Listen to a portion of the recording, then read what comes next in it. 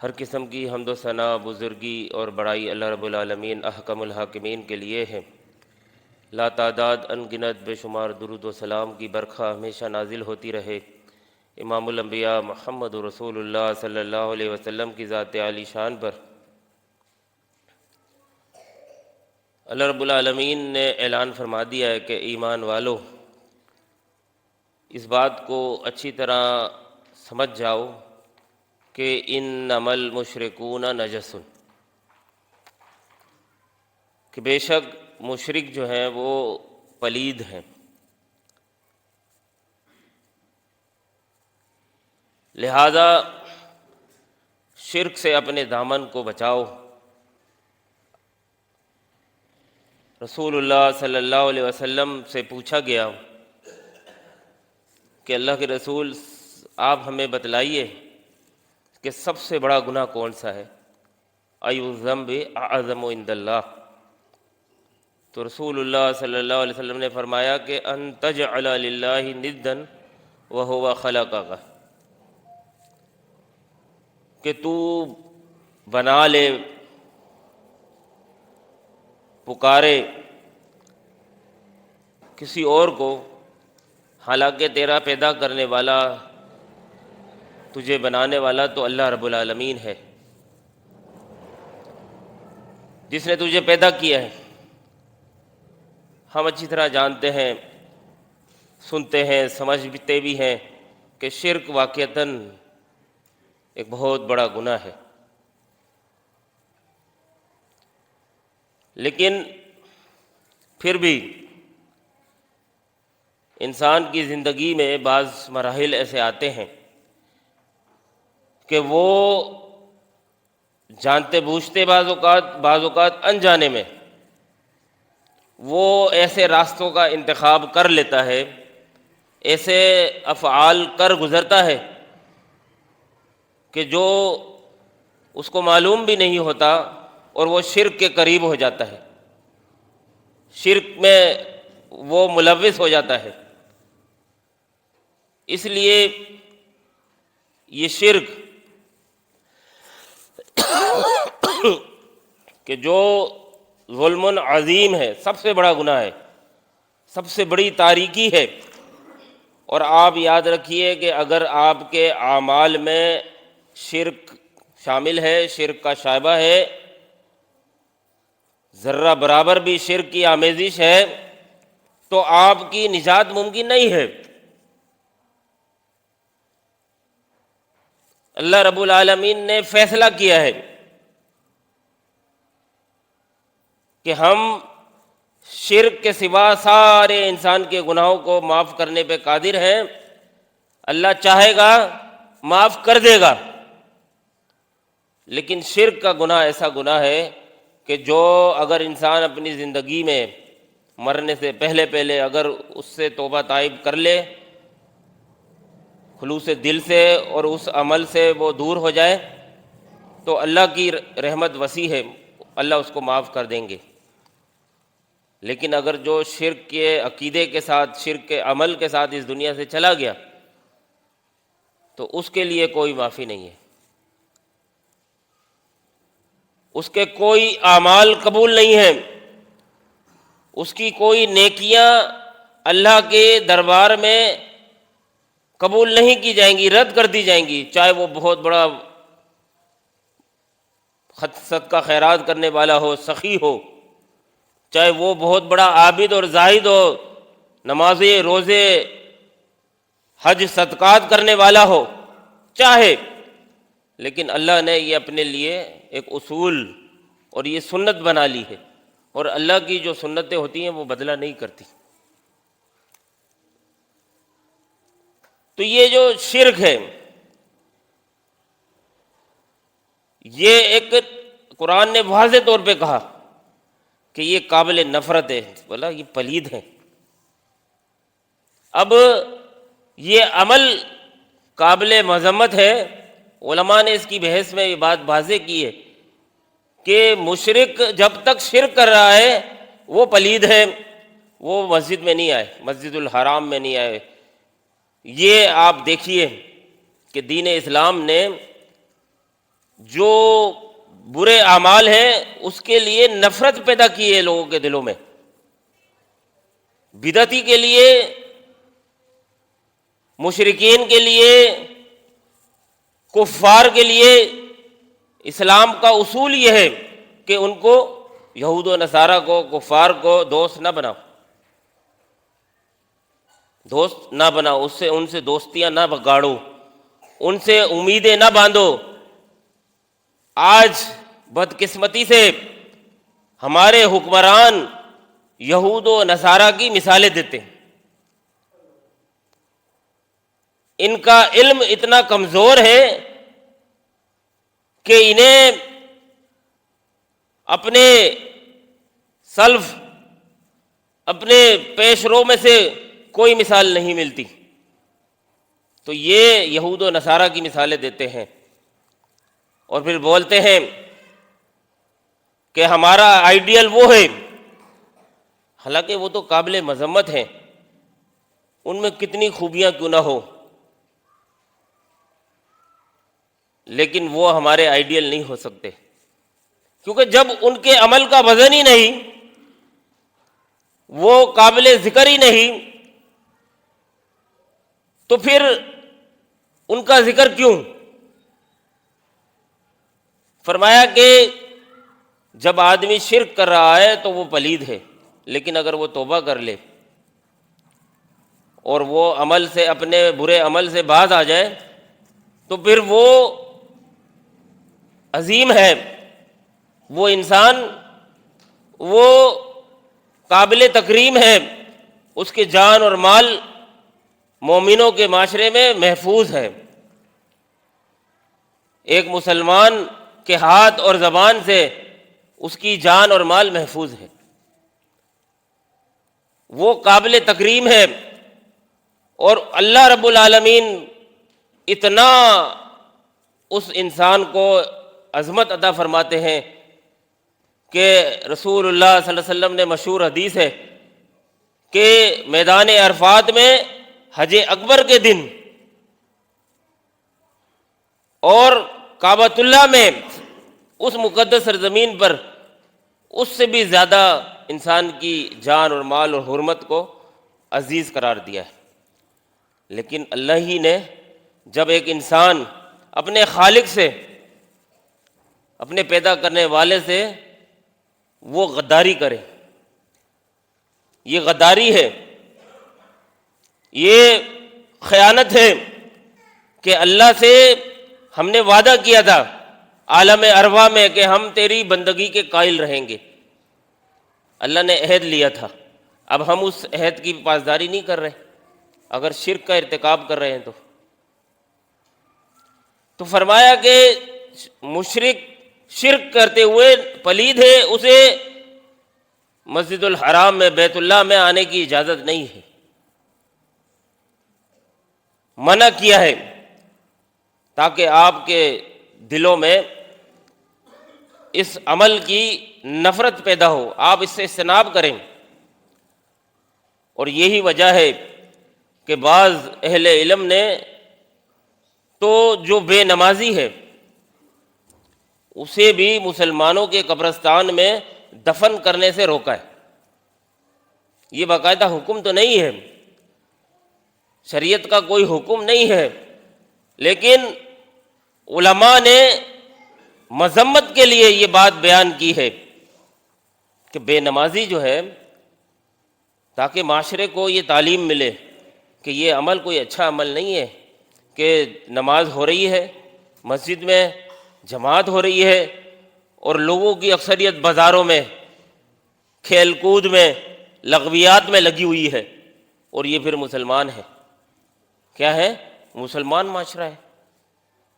تو یہ تو بڑا بد تہذیب معاشرہ ہوا نا، جو اپنے خالق کی منادی کرنے والا مؤذن بلا رہا ہے حی علی الصلاح، حی علی الفلاح کی طرف، اللہ کی وحدانیت اور رسول اللہ صلی اللہ علیہ وسلم کی رسالت کی گواہی دے رہا ہے کہ آ جاؤ، لیکن یہ بندہ بولتا ہے کہ نہیں میاں جاؤ یہاں سے، میرے نزدیک یہ کام، یہ لغویات اور یہ چیزیں زیادہ اہمیت کی حامل ہیں. اور اس قدر بے غیرت بن چکے ہیں لوگ کہ مہینوں گزر جاتے ہیں، نماز جمعہ کی بھی توفیق نہیں ہوتی، اس کے لیے بھی ان کے ذہنوں میں کبھی سوچ بچار نہیں آتا۔ اور کتنے ہی لوگ ہیں کہ جو 5 وقتہ نماز بھی چھوڑتے ہیں، جمعۃ المبارک بھی چھوڑتے ہیں اور عیدین بھی چھوڑتے ہیں، پھر بولتے ہیں اللہ غفور الرحیم ہے، اللہ بخشنے والا ہے۔ جب تمہارے اعمال اللہ کو ناراض کرنے والے ہیں تو اللہ تو نظر رحمت سے ہی نہیں دیکھے گا روز محشر، پھر اس کی مغفرت اور رسول اللہ صلی اللہ علیہ وسلم کی شفاعت، یہ تو بڑی دور کی باتیں ہیں۔ بولے ہم تو جی امت محمدیہ کے فرد ہیں تو ہم تو رسول اللہ صلی اللہ علیہ وسلم ہمیں بخشوا لیں گے، ایسا نہیں ہے۔ بے عملی کے ساتھ، مشرکانہ اور بدعتانہ افعال کے ساتھ بخشش نہیں ہے، شفاعت نہیں ہے، یہ اپنے ذہن کے دریچوں میں بٹھا لیں۔ اب ہم یہ سمجھتے ہیں اس شرک کے حوالے سے، یہ تو ایک جنرل سی بات ہے، اب اس کے حوالے سے گہرائی میں دیکھنے کی ضرورت ہے کہ وہ انسان جو کہہ رہا ہے کہ میں شرک نہیں کرتا، میں تو ایک اللہ کو پکارتا ہوں، میں تو صرف رسول اللہ صلی اللہ علیہ وسلم کی اتباع کرتا ہوں، لیکن اس کے بعض افعال ایسے ہیں کہ جو اس کو شرک میں مبتلا رکھتے ہیں۔ بالخصوص آدمی رسوم و رواج میں ایسا کرتا ہے، برادری کی رسوم ہے، معاشرے کی بعض رواج ہیں، آدمی اس میں انوالو ہے، پتہ ہی نہیں کہ وہ کیا کر رہا ہے۔ انسان پر مشکل وقت آتا ہے، مشکل گھڑی آتی ہے، تب وہ اپنے خالق کو چھوڑ کے غیر اللہ کی طرف بڑی ہی امیدوں اور سہاروں کے ساتھ ان کی طرف جاتا ہے۔ یہاں بھی اس کو خیال نہیں رہتا میاں یہ مشکل گزر جائے، بعد میں دیکھا جائے گا۔ ایسے ایسے پیر فقیر جادوگر بیٹھے ہوئے ہیں کہ جو شعبدہ باز ہیں اور انسان کو انسان نما شیطان ورغلا کر اس طرف لے جاتے ہیں۔ ایک ہمارے بزرگ، میں آپ کو یہ واقعہ بیان کرتا ہوں کہ وہ ان کے بیٹے کو رمضان سے پہلے اغوا کر لیا گیا، کچھ بہت سال پرانی بات ہے، اغوا کر لیا گیا،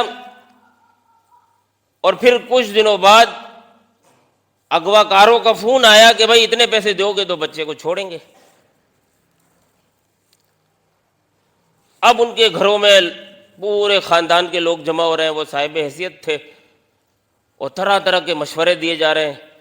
کوئی کہہ رہا ہے کہ فلاں فقیر کے پاس چلے جاؤ، فلاں پیر صاحب کے پاس چلے جاؤ، وہ بتا دیں گے کہ بچہ کہاں ہے۔ یہ تو بہت مشہور بات ہے کہ ایسے پیر فقیر بیٹھے ہوئے ہیں، شعبدہ باز بیٹھے ہوئے ہیں کہ آپ کی جو چیز کھو گئی ہے، عمومی بات ہے، گھر میں چوری ہو جائے تو جی وہ فلاں پیر صاحب کے وہ بچے کو بلاتے ہیں اور انگوٹھے کے اندر وہ دکھا دیتے ہیں کیا ہو رہا ہے، کدھر ہے یہ بڑی مشہور بات ہے۔ وہ جی وہ ایسا تعویذ دیں گے، ایسی بندش کریں گے کہ بس منٹوں میں کام ہو جائے گا۔ یہ سارے راستے شرک کے راستے ہیں۔ یہ آپ جب اللہ کو چھوڑ کے مشکل کے اندر، مسلح کو چھوڑ کے آپ جو در در کی ٹھوکریں کھا رہے ہیں، ہاں آپ کو جانا چاہیے تھا، تو انتظامیہ ہے، جو قانون نافذ کرنے والے ادارے ہیں، جو اس کی پکڑ دھکڑ کر سکتے ہیں، جن کے پاس ذرائع موجود ہیں، ان کے پاس جانا تھا۔ آپ ان کے پاس تو جا نہیں رہے کہ جی جان کا خطرہ ہے۔ اب آپ کو شیطان دوسرے راستے پہ لے کے چل رہا ہے، یار ہمارے بچے کو مار نہ دے، وہ انہوں نے تو پہلے فون پہ کہہ دیا کہ پولیس کو اگر انوالو کیا تو پھر ہر قسم کے جو ہے نقصان کے ذمہ دار آپ ہوگے۔ یہ ڈاکٹر بھی ایسا کرتے ہیں، جب آپ کا مریض بیمار ہو نا، بچہ ہو، والدین ہو، جو بھی کوئی ہو،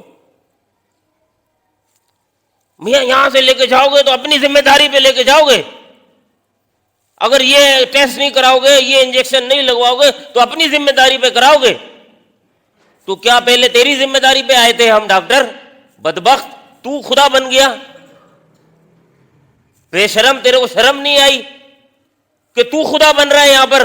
کیا کہ پیسہ کھینچ لوں کیسے؟ ڈراتے ہیں پھر مریض کو۔ تو یہاں تک جو مریض آیا ہے اور جو اب وہ تڑپ رہا ہے یا اس کو تھوڑا سا افاقہ ہوا ہے، اگر رستے میں اگر اس کو اجل، پیغام اجل آ جاتا تو بچا لیتا ڈاکٹر۔ اب تو اس کو اپنے پاس آیا تو اب ڈرا رہا ہے، اگر یہاں سے لے کے جاؤ گے تو اپنی ثواب دید پہ لے کے جاؤ گے۔ ایسے بدقماش ڈاکٹروں سے معاشرہ بھرا پڑا ہے۔ تو نے تو تسلی دینی تھی، اپنی تو نے کوشش کرنی تھی۔ اگر مریض تیرے سے مطمئن نہیں ہے تو تیرا فرض یہ بنتا تھا کہ اس کو جو وہ راستہ اپنانا چاہ رہے ہیں اس کے لیے اس کو گائیڈنس دیتا، اس کو راستے ہموار کرتا۔ لیکن کیا ہے، ڈاکٹر پیشہ ور ہے، یہ ڈاکو ہے، بڑے بڑے ڈاکو ہیں، یہ ڈاکٹر نہیں ہے، یہ بدبخت ڈاکو ہے۔ یہ آپ کو معلوم نہیں ہے، ملٹی نیشنل کمپنیوں سے ایک ایک انجیکشن کے امریکہ کے وزٹ کرتے ہیں، لینڈ کروزر گاڑیاں ان کو ملتی ہیں۔ یہ جو آغا خان میں، لیاقت نیشنل میں، ضیاء الدین میں جو بڑے بڑے ڈاکٹر ہیں، مسیحا ہیں، یہ ڈاکوؤں سے بھی بڑے ڈاکو ہیں۔ یہ ہو رہا ہے ہمارے معاشرے کے اندر۔ تو یہ پیروں فقیروں میں، جعلی علماء میں یہ لوگ بیٹھے ہوئے ہیں، یہ بھی ڈراتے ہیں۔ بڑا ڈرایا ان کو جی، لیکن وہ مرد مجاہد، اللہ ان کی مغفرت فرمائے، ڈٹ گیا، کہ لگا میں 2 کروڑ دے سکتا ہوں، وہ تو 50 لاکھ مانگ رہے تھے، میں 2 کروڑ دے سکتا ہوں، اللہ نے انہیں دیا تھا، لیکن میں نہیں دوں گا، کیونکہ میرا رب خالق ہے، پیدا کرنے والا ہے، جان و مال کا محافظ وہ ہے۔ انتظامیہ کوشش کر رہی ہے، اللہ بہتر کرے گا۔ لوگوں نے طرح طرح کے مشورے دیے، لیکن وہ ایک والد جو تھا استقامت کا پہاڑ بنا رہا، اور اللہ نے چاند رات کو اس بیٹے کو واپس گھر بھیج دیا، وہ ڈاکو پکڑے گئے اور خوشیاں، عید کی خوشیاں دوبالا ہو گئی۔ یہ ہے اللہ پر ایمان اور بھروسہ۔ اگر خدا نہ خواستہ ہو بھی جاتا تو پھر بھی بندہ مومن کو اللہ کی رضا پہ راضی رہنا چاہیے۔ یہ کیا کہ شرک کے راستے اپنا لیے، یہ کالا جادو موجود ہے، یہ شوبدہ باز موجود ہیں، جو بہت کچھ آپ کو جو ہے وہ ذہنوں کو ورگلا دیں گے۔ جب آدمی جیسا راستہ اپنا لیتا ہے، جیسا گمان اللہ سے کر لیتا ہے، اللہ اس کو وہیں سے پھر اسی راستے پر گامزن کر دیتا ہے، اور پھر ان راستوں میں کچھ نہ کچھ ملتا ہے۔ جو یہ ہندو ہے نا، یہ بتوں کے سامنے کھڑے ہوتے ہیں، عیسائی کلیسا میں جا کے گھنٹی بجاتے ہیں، انہوں نے سلیب ٹانگی ہوئی ہے، اس سے پرارتھنا کرتے ہیں، مانگتے ہیں، ملتا ان کو بھی ہے، مسائل ان کے بھی حل ہوتے ہیں۔ تو یہ مسائل کا حل ہونا، معاملات کا ٹل جانا، یہ اس بات کی علامت نہیں ہے کہ یہ راستہ درست ہے، یہ طریقہ صحیح ہے، ایسا نہیں ہے۔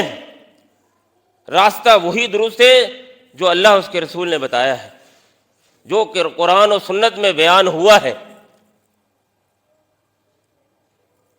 اللہ حاجت روا ہے، مشکل کشا ہے، داتا ہے، دستگیر ہے، اور اس کی اس قدرتوں میں، ان صفات میں کوئی بھی رتی برابر بھی شریک نہیں ہے۔ اٹل فیصلہ ہے یہ، بس پتھر پہ لکیر ہے، اس کو اپنے ذہنوں میں بٹھا لیں۔ کوئی شخصیت، کوئی پتھر، کوئی معجزہ، کوئی واقعہ اس کے اندر رکاوٹ نہیں ہے، اور اگر وہ آ جائے تو اس کی کوئی حیثیت نہیں۔ لوگوں کی تو حالت یہ ہے کہ وہ درختوں کو وہ اپنا حاجت روا سمجھ لیتے ہیں کہ جی یہ درخت جو ہے وہ یہ بہت پہنچا ہوا درخت ہے، فلاں بزرگ کے ہاتھ کا لگایا ہوا ہے، یہاں تو بڑی بڑی کی مرادیں پوری ہوتی ہیں۔ اگر جی ادھر اگر کسی نے آ کر یہ کام کر دیا یا اس کی ایک ٹہنی بھی توڑ دی، اس کو تو پھر نقصانات ہی نقصانات ہیں۔ ایسے ایسے بد عقیدگی کے باتیں پھیلائی ہوئی ہیں، اور الحمدللہ اہل علم نے ایسے درختوں کو جو ملک میں مشہور تھے جا کے جڑ سے کاٹ دیا۔ چاہو کر لو، یہ بڑا پہنچا ہوا درخت تھا، اس کے پیر صاحب بڑے تھے، بگاڑا ان کا کچھ بھی نہیں ہے، سب بیکار باتیں ہیں۔ تو یہ شرک مجبوری کا راستے سے شیطان آپ کو اس شرک کے راستے پہ لے جائے گا۔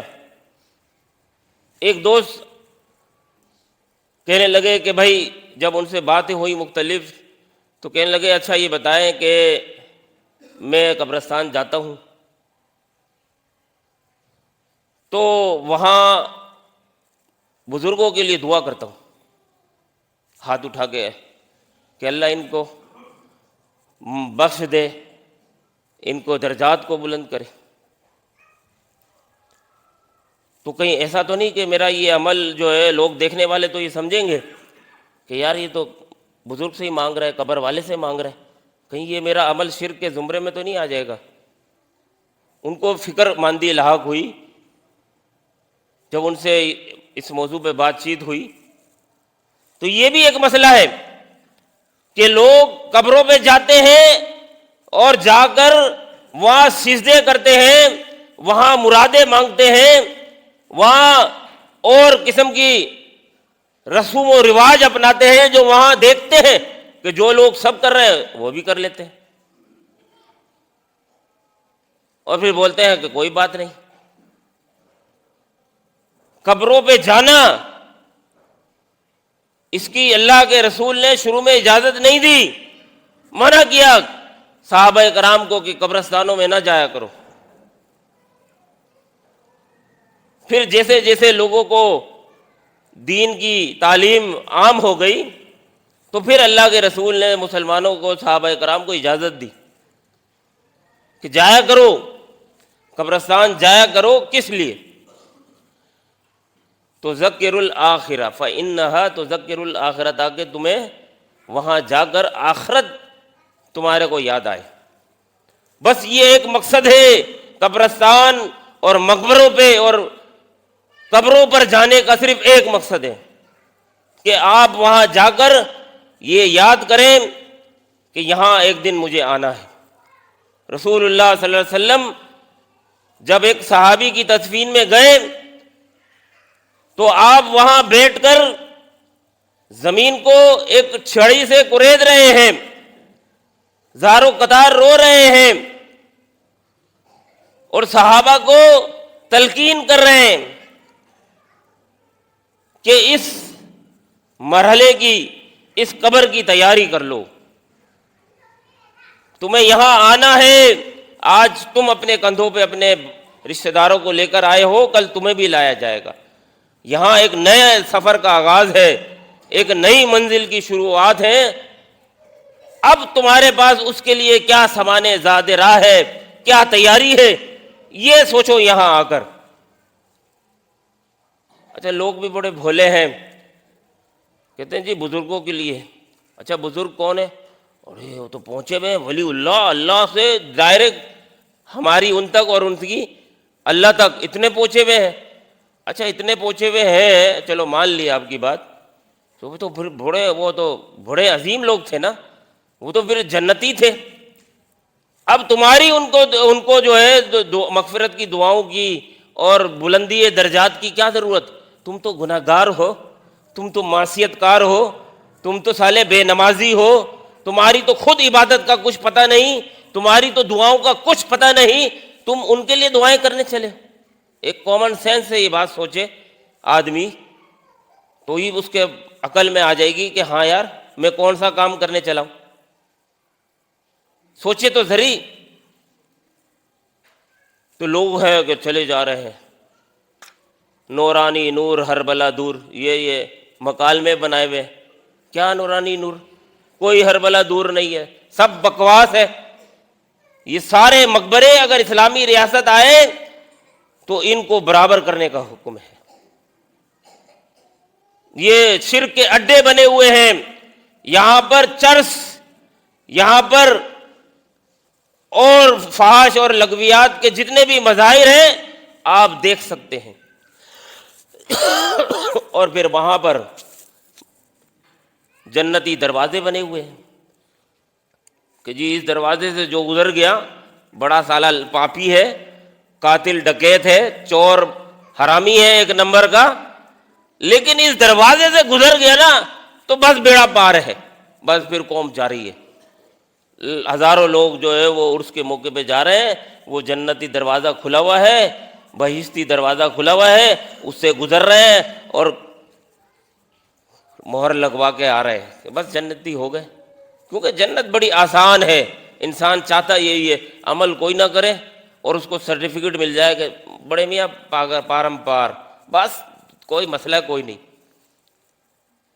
وہ جی پیر صاحب کا دھوبی جو ہے، فرشتہ اسے سوال کرنے آیا، اس نے کہا میں تو دھوبی ہوں، وہ واپس گیا اللہ کے پاس کہ بھائی یہ بندہ تو اپنی سمجھ میں نہیں آیا۔ ایسی بکواس باتیں اور بڑے بڑے جبے اور دستار والے جعلی علماء کی زبانی آپ یہ سنیں گے۔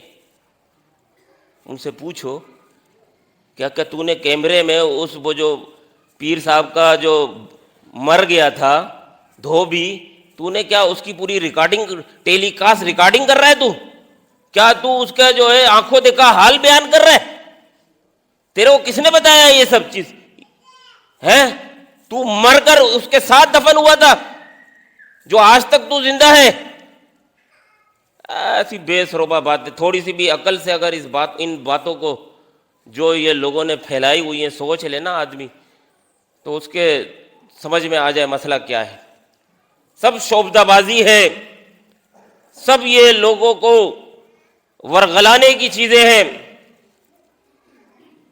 تو یہ جو ہمیں مشکلات میں اور مختلف رسوم و رواج کی آڑ میں جو یہ شرک کے راستے کھلے ہوئے ہیں، ان سے اپنے دامن کو بچانا ہے اور اپنے عقیدے کو پکا اور ٹھوس بنانا ہے کہ مرتے مر جائیں گے لیکن اللہ کے علاوہ کسی کو نہیں پکاریں گے، مرتے مر جائیں گے رسول اللہ صلی اللہ علیہ وسلم کے طریقے کے علاوہ کسی کا طریقہ نہیں اپنائیں گے۔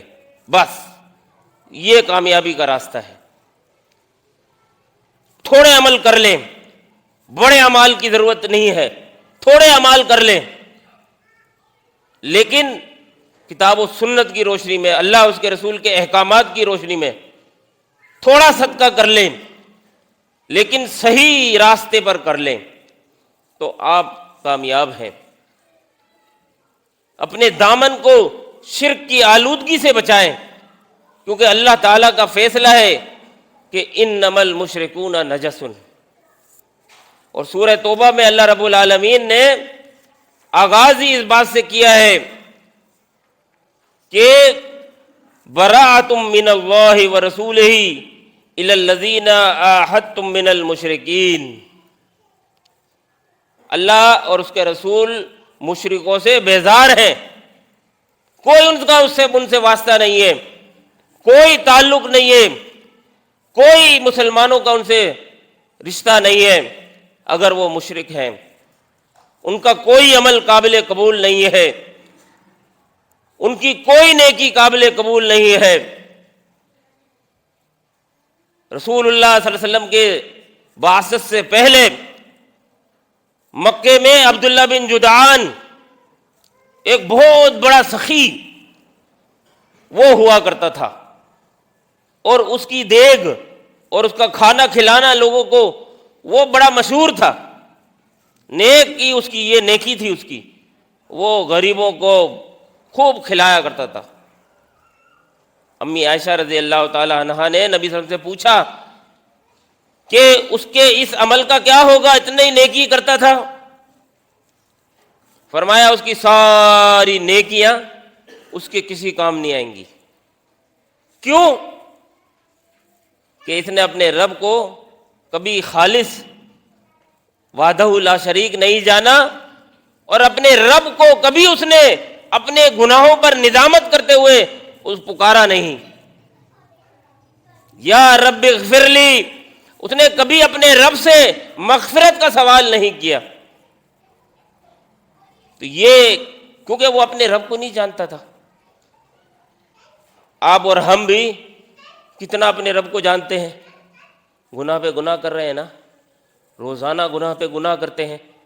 کیا ہمیں توفیق ہوتی ہے کہ ہم 24 گھنٹوں میں 10 منٹ کے لیے بیٹھ جائیں، وضو کر کے نماز کے اوقات میں اپنے رب کے آگے ہاتھ اٹھا کر اپنے رب کو پکاریں، اللہم اغفر لی ذنبی من کل ذنب؟ کبھی ہم نے پکارا؟ ہمارا بھی ایسا ہی حال ہے، مہینوں گزر جاتے ہیں، ہمیں کوئی پرواہ نہیں۔ ہمارا اپنے رب سے اسی طرح کا تعلق ہے۔ ہاں کوئی مشکل آ جائے نا، نقصان ہو جائے، کوئی اور تکلیف آ جائے، پھر جو ہے وہ پھر اللہ کی طرف رجوع کرتے ہیں۔ مفاد پرستانہ تعلق ہے، کیونکہ ہم تو دنیا کے بندے بن چکے ہیں، ہم ضرورت کے تحت ہر کام کرتے ہیں۔ بھوک لگے گی تو کھانا کھا لیں گے، پیاس لگے گی تو پیاس پی لیں گے، مشکل میں آئیں گے تو اللہ کو پکاریں گے۔ یہ ہمارا طریقہ ہو گیا ہے۔ اور بعض لوگ تو مشکل میں بھی اللہ کو نہیں پکارتے، وہ شرک کے راستے تلاش کرتے ہیں۔ تو اللہ اس کا رسول ان مشرکین سے بیزار ہے، ان کا ان سے کوئی تعلق نہیں ہے، کیونکہ مشرک جو ہے وہ شرک ایک ایسا عمل ہے جو انسان کو انسانیت سے گرا دیتا ہے، اور یہ ایک ایسا عمل ہے من یشرک باللہ فقد افترى اثما عظیما۔ فرمایا کہ یہ اللہ پر جھوٹ ہے، اللہ پر جھوٹ باندھ رہا ہوتا ہے آدمی۔ کیوں کہ جب آدمی شرک کر رہا ہوتا ہے تو اس کا عقیدہ یہ ہوتا ہے کہ یہ جو بابا ہے، یہ جو ہستی ہے، یہ جو پیغمبر ہے، یہ ہماری بگڑی پار لگا دیں گے۔ تو جب یہ لگا دیں گے تو پھر اللہ کیوں ہے؟ پھر خالق کا کیوں وجود ہے؟ سوال تو یہ ہے نا، پھر خالق کیوں ہے؟ پھر وہ پیدا کرنے والا کیوں ہے؟ اگر اس اللہ نے اپنی ان صفات کو تقسیم کر دیا ہے تو پھر اللہ کی ضرورت کہاں رہ جاتی ہے؟ ایسا نہیں ہے۔ اللہ نے اپنی صفات کو کہ وہ رزق دیتا ہے، وہ اولاد دیتا ہے، وہ خوشی اور غمی اس کے حکم سے آتی ہیں، انسان کے ساتھ جو معاملات ہیں وہ اللہ کے حکم کے تابع ہیں، اور کسی کا کوئی حکم نہیں چلتا۔ اللہ کے جتنے بھی بندے ہیں، امام الانبیاء تک اللہ کے حکم کے پابند ہیں۔ اللہ نے انہیں فضیلتیں دی ہیں، اللہ نے انہیں اعزازات دی ہیں۔ وَرَفَعْنَا لَكَ ذِكْرَكَ کہہ کر، مَن يُعْطِعِ الرَّسُولَ فَقَدْ أَطَاعَ اللَّهَ کہہ کر، أَطِیعُوا اللَّهَ وَأَطِیعُوا الرَّسُولَ کہہ کر، یہ اللہ نے دیا ہے۔ اللہ نے یہ انبیاء کو اعزاز دیے ہیں کیونکہ اللہ نے اپنے دین کو اسی طرح عام کیا ہے۔ اگر انبیاء کے طریقے کو، انبیاء کی سنت کو اتھارٹی نہ بنایا جائے تو اللہ تو خود اس دنیا میں نہیں آیا نا۔ تو اللہ نے تو انسانوں میں سے جو برگزیدہ لوگ تھے ان کو منتخب کر کے انہیں پیغمبر بنایا، اور ان کے ذریعے سے اپنے دین کی باتیں لوگوں تک پہنچائی ہیں۔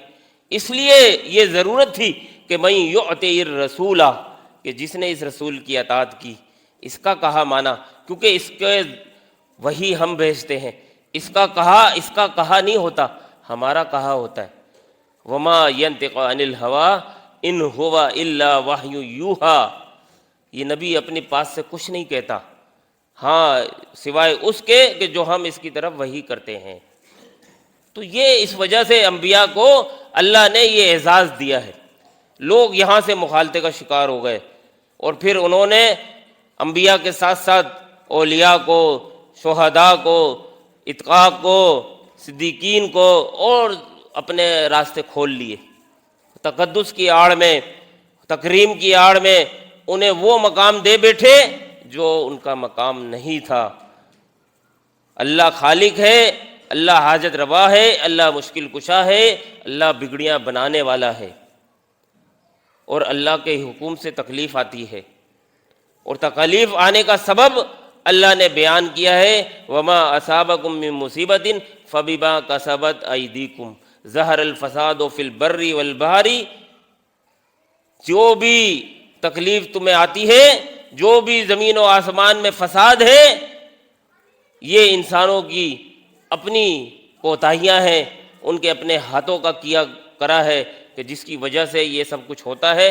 وَيَعْفُو عَنْ کثیر، اور کتنی باتیں تو اللہ معاف کر دیتے ہیں۔ تو اللہ رب العالمین سے دعا ہے کہ وہ ہمیں اپنی ذات سے کامل عقیدے کے ساتھ منسلک ہونے کی توفیق عنایت فرمائے۔ اقول قولی ھذا استغفر اللہ لی ولکم۔